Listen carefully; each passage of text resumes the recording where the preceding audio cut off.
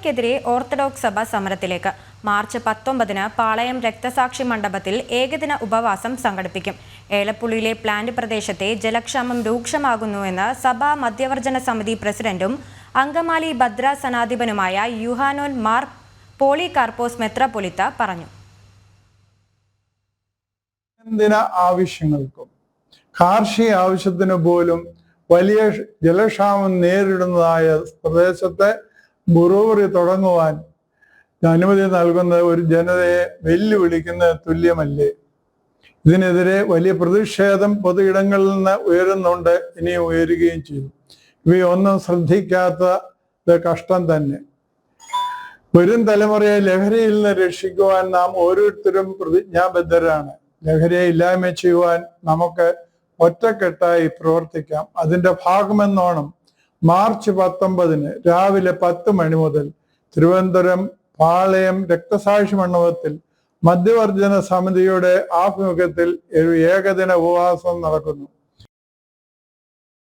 വിവരങ്ങളുമായി മിഥുൻ അയ്യപ്പൻ ചേരുന്നുണ്ട്. മിഥുൻ, വിവരങ്ങൾ. ബ്രൂവറി വിഷയത്തിൽ സർക്കാരിന് എതിരെ സർക്കാരുമായി സഭാ നേതൃത്വം, ഓർത്തഡോക്സ് സഭാ നേതൃത്വം പൂർണ്ണമായും ഇടഞ്ഞു തന്നെയാണ് നിൽക്കുന്നത്. കഴിഞ്ഞ ഇതിന്റെ തുടക്കം മുതൽ തന്നെ ഇടഞ്ഞ ഒരു സ്വഭാവത്തിൽ തന്നെയാണ് ഉണ്ടായിരുന്നത്. പക്ഷേ ബ്രൂവറി വിഷയത്തിൽ കൃത്യമായി ഇടഞ്ഞു തന്നെയാണ് സംസ്ഥാന സർക്കാരിനെതിരെ സഭാ നേതൃത്വം നിലകൊള്ളുന്നത്. അതോടൊപ്പം തന്നെ കടുത്ത നിലപാട് ആദ്യഘട്ടത്തിൽ വാർത്താക്കുറിപ്പിലൂടെയും മറ്റുമെല്ലാമാണ് പ്രകടിപ്പിച്ചിരുന്നെങ്കിൽ ഇപ്പോൾ അത് കൂടുതൽ ശക്തമായിട്ടുള്ള ഒരു പ്രത്യക്ഷ പ്രതിഷേധത്തിലേക്ക് നീങ്ങിയിരിക്കുന്നു എന്നുള്ളതാണ്, പ്രത്യക്ഷ സമരമാർഗത്തിലേക്ക് നീങ്ങിയിരിക്കുന്നു എന്നുള്ളതാണ് ഇപ്പോഴത്തെ ഏറ്റവും പ്രധാനപ്പെട്ട കാര്യം.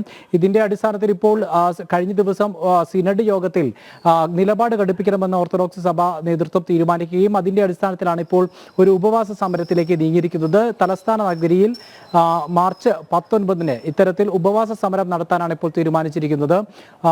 ശക്തമായിട്ടുള്ള ഒരു നിലപാട് ഈ ബ്രൂവറി വിഷയത്തിൽ സംസ്ഥാന സർക്കാരിനെതിരെ നേരത്തെ തന്നെ സഭാ നേതൃത്വം സ്വീകരിച്ചിരുന്നു.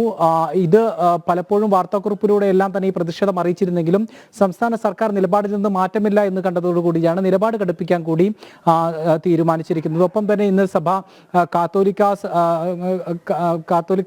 സഭയുടെ നേതൃത്വം ഇന്ന് ഇത്തരത്തിൽ